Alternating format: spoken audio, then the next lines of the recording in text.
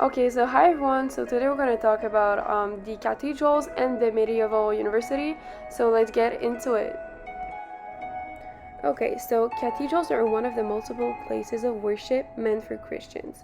They were built to symbolize Jesus' presence during the communion. Okay, so what is a cathedral? So cathedrals started to get built in the 6th century AD to depict Jesus. It is a Christian church normally impressive because of its beauty. And finally, the word cathedral in Latin means the seat of a bishop. Okay, so to tell you guys more about bishops, so first of all, they were responsible for leadership and governance of the church. Traditionally, they had vast power in the Roman Catholic Church, and they were selected by the Pope. In the High Middle Ages, the Church either sees them as a symbol of power and authority, or as a symbol of governments. Okay, so what were the function of cathedrals? So I'm going to start with symbolisms and meaning.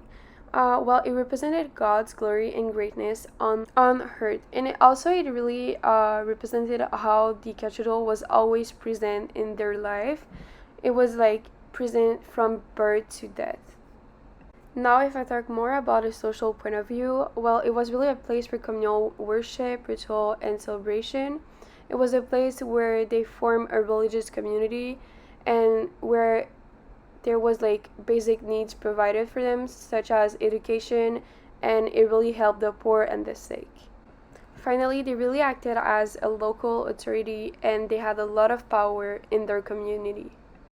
Okay, so for the construction of the cathedral, it was often a community effort, so a lot of the community will help with the constructions. And yeah, rather than going on crusades, the church offered indulgence, so people were rather interested in the construction than to fight. Okay, one of the facts that we know is that it was really expensive to build such large and beautiful cathedrals. So it was often financed to a large extent by the cathedral chapter, and they financed the construction by actively raising money from their churches. Okay, so after some time, they really wanted to develop different design and different architectural styles, so they created the gothic architecture. So yeah, they were gigantic buildings, but it did come to an end with the Renaissance. Okay, so what can the building tell us about medieval society?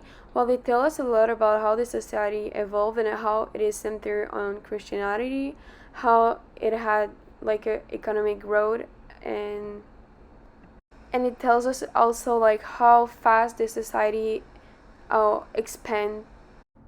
The construction of Notre-Dame de Paris was a thorough process. Its construction started in 1163 CE and ended in 1345 CE, occupying in total a span of time of 182 years. Very few of the people who participated in its construction actually saw the finished product, as cathedrals were meant to be colossal, prestigious structures in their substantial complexity. It was normal, and perhaps even maybe the people at the time took pride in the fact that it took so much time. However, its first mass took place in 1182 CE and was augured by Bishop Sully at Notre-Dame's altar. Hence, even if the construction was ongoing, we can still denote that the building was functional. While we're on the topic, Notre-Dame precisely requires constant restorations to keep it in good state, which makes it a never-ending project. In fact, restorations took place during the 18th, 19th, 20th, and 21st century, multiple times during each and every century. Hence, could we say that to preserve such a monument could be considered a burden? The construction of large Gothic cathedrals eventually stopped or become less desirable before the end of the Middle Ages. A question we'll approach from three aspects. So, first of all, style. The Notre-Dame Cathedral in Paris was a grandiose project, but was way over the technological capacities of the time. Architects fought for the plans to be considered, each more spectacular than the previous one. And the style that was finally chosen, Gothic, which was unique to France at the time, had a defect. It wasn't durable. Gothic constructions also had two major problems. They had imperfections within their foundations and problems with the vaults pushing upwards. However, nothing could be seen at bare eyesight. Everything lied in the plans. Secondly, practicality. This type of architecture could be qualified anything but durable, even if it was solid. However, when it came to long term, though, the structure was already condemned to deteriorate. To survive, they required constant work, whereas Greek and Roman architecture, which experienced a slow but thorough regain in popularity at the dawn of the approaching Renaissance, and finally surpassed Gothic architecture by their solidity, durability, and narrowed down dimensions. Indeed, monuments based on these styles required less space in general. Finally, from an approach to mindset, since cathedrals were the manifestation of the church's power and theology ruled over other forms of art and science, an absence or lack of progress was observed within disciplines such as art styles, sculptures, and rational science. Alas, also modern architects and the church just wasted their own creation by isolating it from the outside world and influences. And if we could put it this way, modernity for what was modernity at the time. Lead to the creation of universities.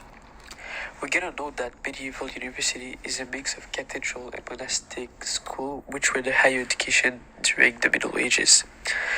The monastic schools learned more about the seven liberal arts, which is grammar, rhetorics, which is speech, astronomy, logic, arithmetic, music, and geometry. They were focusing on training boys for the church. The cathedral school learned the same thing as the monastic school, but they were training priests instead of boys who were gonna be priests or bishops, and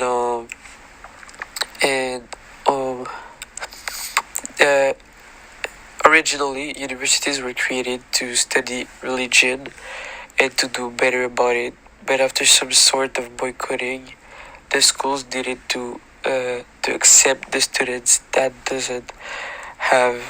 didn't have any religious beliefs.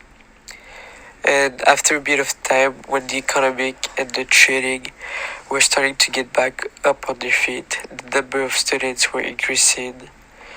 So then at these times, they started to open universities to join both of the schools so that it would become bigger and it will become concentrate into one thing.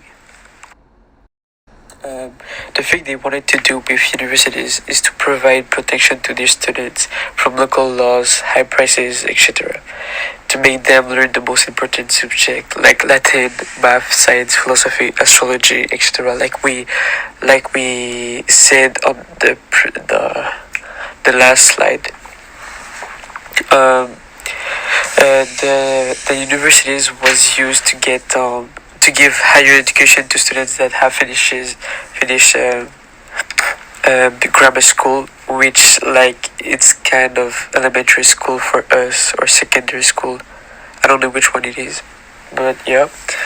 And the thing is, it was limited to the rich or noble people and not the serfs and peasants. What defined this new institution? The other institution that offered formal education kind of before the existence of university were the monasteries and cathedrals. The monastic school offered education to religious and secular boys. That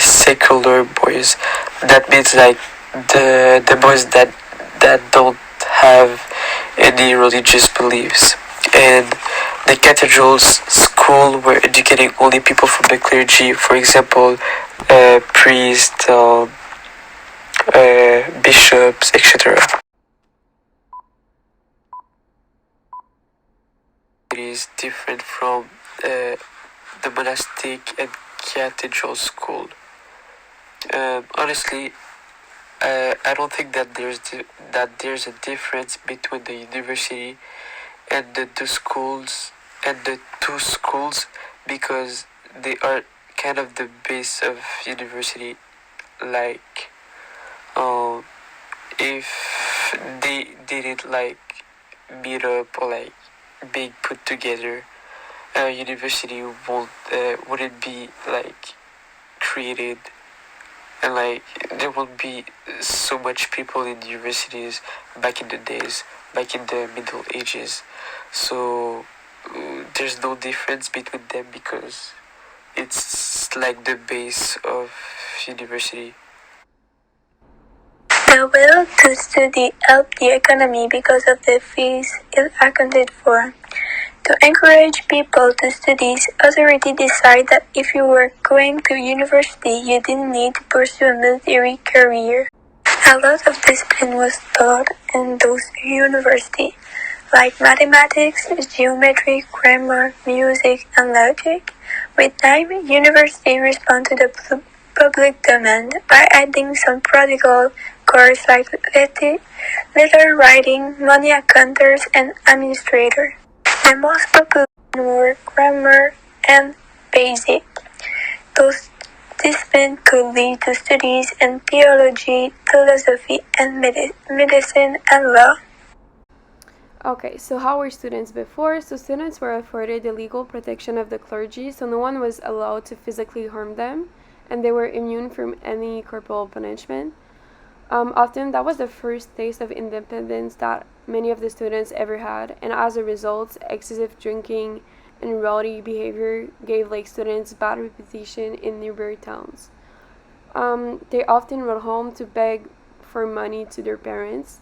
They often said that it was for more books, but it was often for food or pastimes.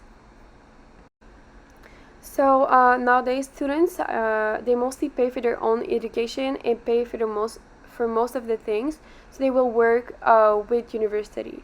It is still seen as a higher type of study and is often the first step of independence for most students. Alright, so that was it for our presentation. I hope you liked it.